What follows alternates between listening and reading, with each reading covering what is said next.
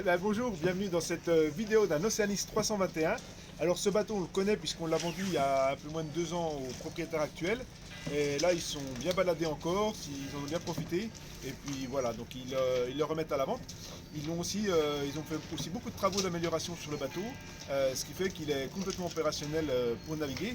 Donc on va y aller tout de suite voir un petit peu comment il est équipé. Alors sur ces bateaux, l'accès il se fait par un système qui se remonte ici. Et lorsqu'on a un quai ou pour la baignade, on peut accéder facilement à la partie arrière.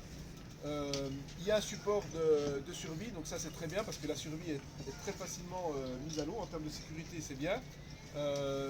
Support pour le petit moteur. L'annexe elle est à l'avant sur le pont. On la verra plus tard, enfin pour l'instant elle est dans son sac.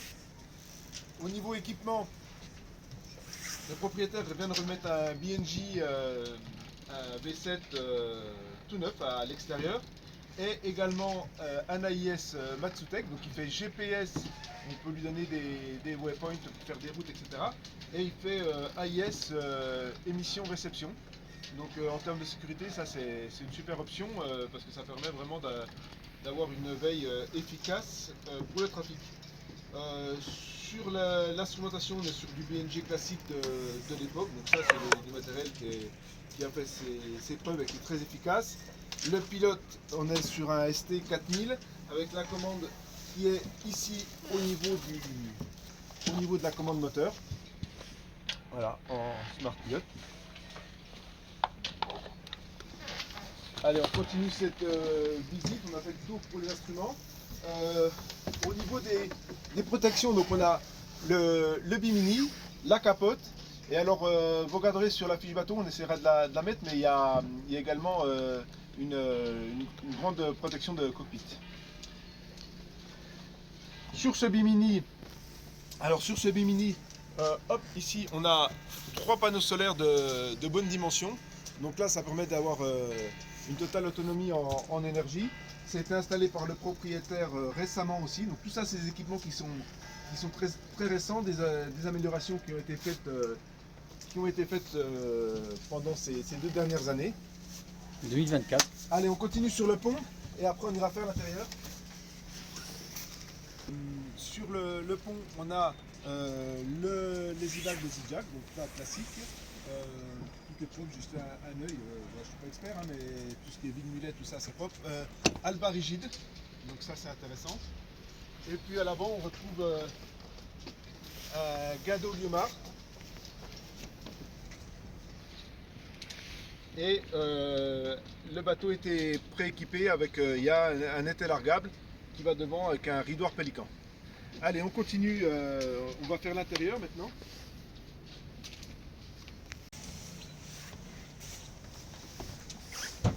Alors une chose, dans le cockpit, on a une table qui est très bien foutue avec un système de verrouillage ici. Donc tac de cockpit, hop, elle se verrouille très facilement. Alors j'aurais dû l'ouvrir avant, mais et belle qualité hein, au niveau du produit. On est sur une belle table de cockpit qu'on peut soit garder dépliée, soit replier, et ça fait quand même un espace pour poser des choses tout en prenant pas trop de place. Et là, il y a les 2 verrouillages. On referme. Allez, on continue vers l'intérieur. Au passage, on voit windshelf tailing là sur les 2 parties, les coinceurs.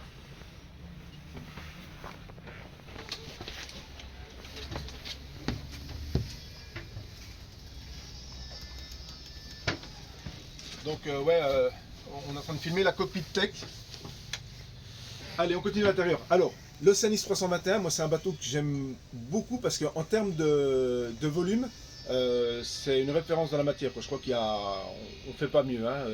Autant les hauteurs sous barreau, il y a vraiment de la hauteur. Moi je suis à peu près 1m80, donc on doit être à 1m90 en hauteur. Et c'est un bateau qui a une très belle cabine arrière. Et alors ce que j'aime beaucoup dans ce bateau, c'est sa cuisine. Qui est immense quoi. Pour la taille du bateau, c'est pas compliqué, elle est immense. Donc évier de bac, le réchaud de feu avec son four. On a des rangements un petit peu partout là, qui sont bien organisés en plus. Hop, on a les équipés au-dessus. Et puis il y a un immense frigo.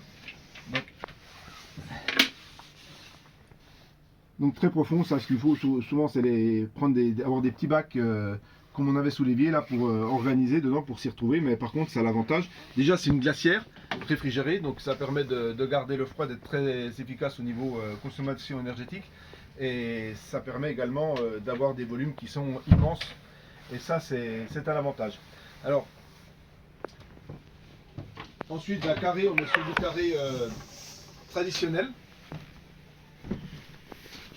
Avec la banquette en U avec sa demi-table, donc quand on est à 2, 3 ou 4 ça suffit, et quand on veut recevoir du monde, eh ben, on peut déplier cette partie là, et à ce moment là ça nous fait un carré immense où on peut recevoir énormément de personnes. Alors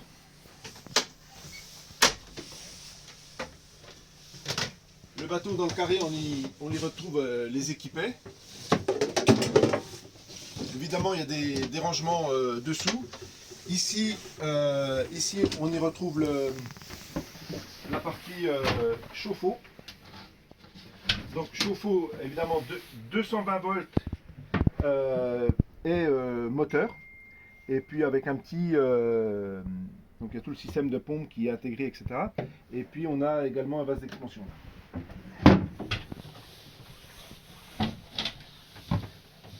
Ensuite, on retrouve une table à cartes.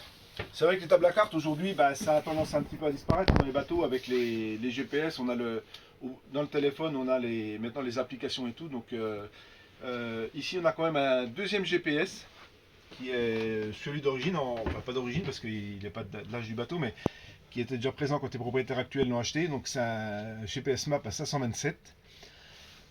On retrouve une VHF ASN ici.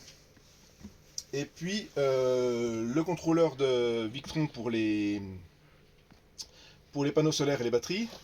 On a une deuxième VHF portable, pareil avec GPS et DSC. Donc ça c'est une bonne option. En plus ces Cobra elles sont étanches. Dans les options du bateau, on a ici le convertisseur. Donc on a une partie convertisseur avec un 4000 watts et quai. Donc on peut switcher sur un côté ou l'autre. Donc en navigation, on peut avoir du 220 volts sur les prises de 120 volts pour faire fonctionner un chargeur de téléphone ou n'importe quel petit appareil. Autre option du bateau qui était installée cette année, dont je ne vous ai pas parlé quand on était dans la cuisine, mais ici on a la commande du chauffage Webasto. Enfin c'est pas un Webasto, c'est un Shinasto, c'est l'équivalent des Webasto en chinois, mais il y a le chauffage air pulsé dans le bateau. Voilà. Allez, on continue la visite avec ici avant. Donc la fermeture, ici cette partie-là, on peut l'enlever pour pouvoir être à l'avant avec les panneaux ou les portes fermées. Et puis sinon, vous mettez ce panneau-là et ça vous donne un grand couchage double. Donc ça, c'est la cabine qui sert souvent pour... c'est clairement, c'est un bateau pour être un couple, recevoir occasionnellement des amis. Donc celle-là, elle sert de rangement pour les propriétaires. Et la belle cabine, on va aller la voir, elle est à l'arrière.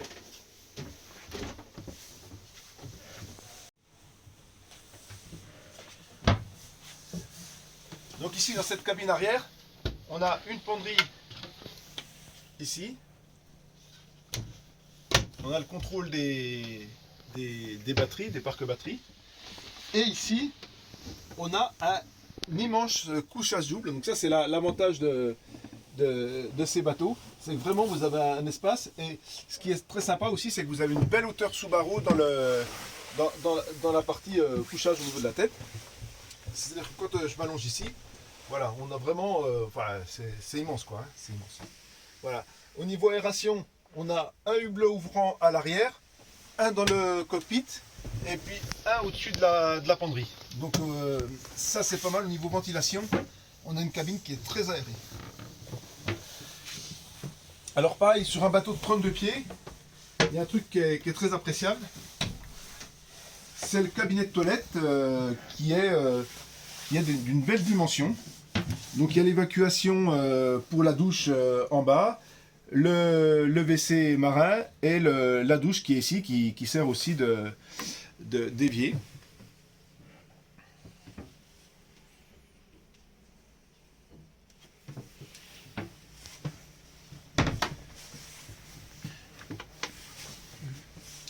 Tu reprends après. Voilà, donc je pense qu'on a fait un tour assez exhaustif de ce bateau. On va terminer avec la salle moteur. Et puis un petit tour sur le coffre extérieur pour le rangement.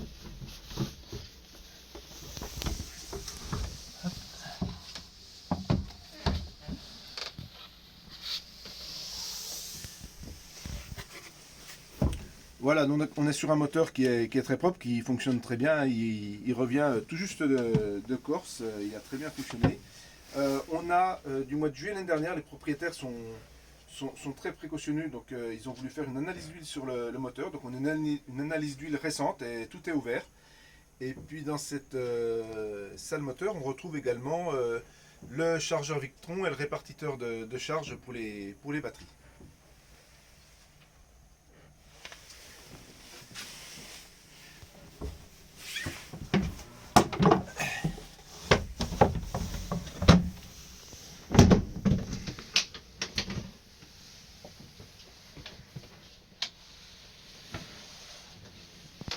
Allez, on termine avec le coffre extérieur et on aura fait je pense qu'on aura fait le tour complet de cet Oceanis 321.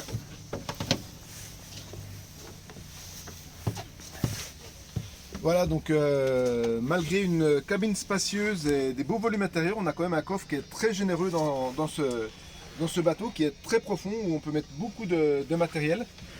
Et on y retrouve également, sur la partie droite, on y retrouve l'installation du Webasto, du chauffage à air pulsé.